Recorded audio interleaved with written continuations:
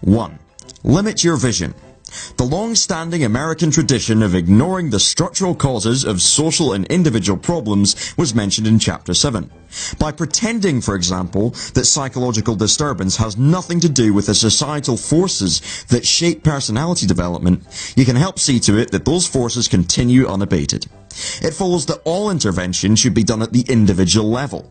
It's fine to help, say, homeless people on a case-by-case basis, but inquiring into the policy decisions and economic arrangements that have brought about their predicament would only serve to invite drastic changes, and this is what we want to avoid at all costs. Similarly, if we continue to treat each example of corporate wrongdoing, from illegal dumping of toxic wastes to bribing of public officials, as if it has occurred in a vacuum, then we can manage to preserve the system responsible for these acts. 2. Adapt. The best way to keep the status quo intact is to make sure that individuals adjust themselves to serve its needs. Such adaptation was once enforced by crude, authoritarian methods of re-education. Today this is hardly necessary. A wealth of advice is available on how to become successful, what to wear, how to negotiate, and so forth, and virtually all of it proceeds from the premise that you should adjust yourself to conditions as you find them. Adaptation is a critical part of the self-help model. You must succeed within the institutions and according to the rules that already exist. To do well is to fit in, and to fit in is to fortify the structures into which you're being fit. 3. Think about yourself. Implicit in any exhortations to succeed by giving them what they want is the suggestion that you should be totally preoccupied with your own well-being. The more you limit your concerns to yourself, the more you help to sustain the larger system. But this does not apply merely to material success. Even therapeutic and spiritual enterprises are useful for preserving the status quo, because in encouraging you to attend to your own needs, they effectively direct attention away from social structures. Groom yourself and let the rest of the world go on its way.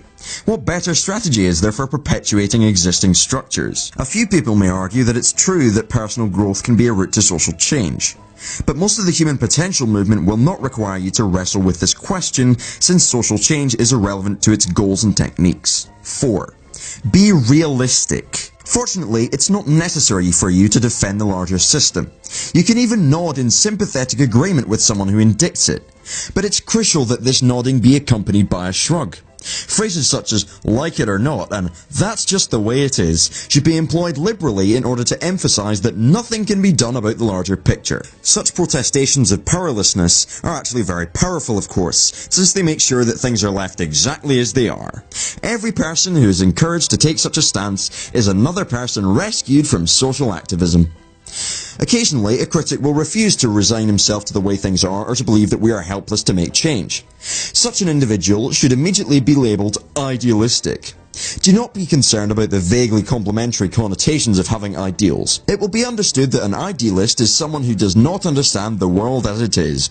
The world, of course, being our society, and as it is meaning as it will always be. This label efficiently calls attention to the critic's faulty understanding of reality, or human nature, and ensures that he is not taken seriously. Those who are pragmatic, by contrast, know that we must always work within the confines of what we're given. After all, if alternative models really were workable, we would already be using them. Appeals to realism have the virtue of allowing you to avoid messy discussions about the value of a critic's position, and thus of the status quo. Why bother with such issues when you can dismiss his vision as being well-meaning but unworkable? Challenging the rightness of what he is proposing will only slow him down. It is the appeal to practicality that produces the knockout.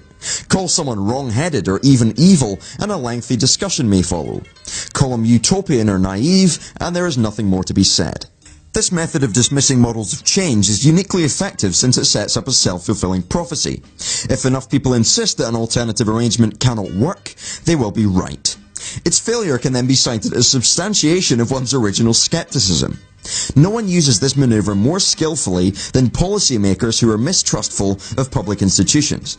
Because of their conviction that governments can do nothing right, they divert funds from public schools and hospitals. When the inevitable crisis develops, they say, "You see?"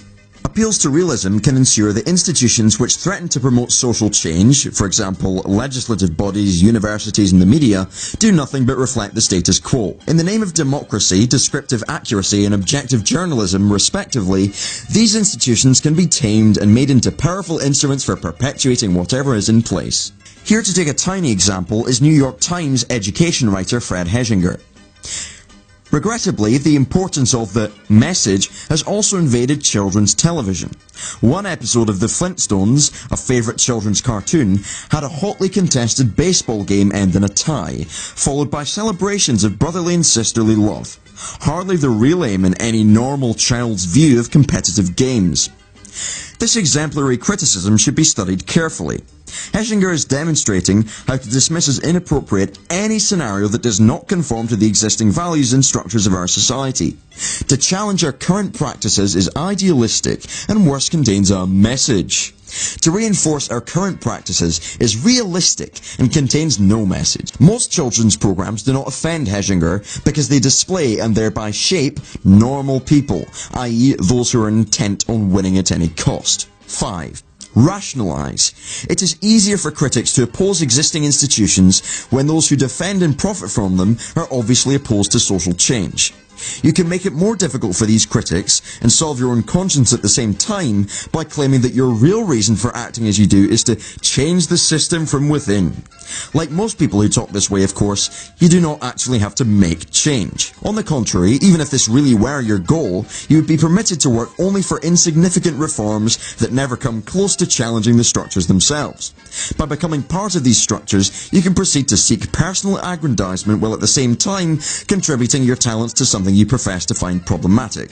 A variation on this maneuver is to claim that you are going to do so only for a short time, as if it were a simple matter to leave the fast lane and get over to the exit ramp. If you're audacious enough, you can even rationalize your participation as the most effective way to change the system. The more people who accept this reasoning and follow your example, the more secure is that system.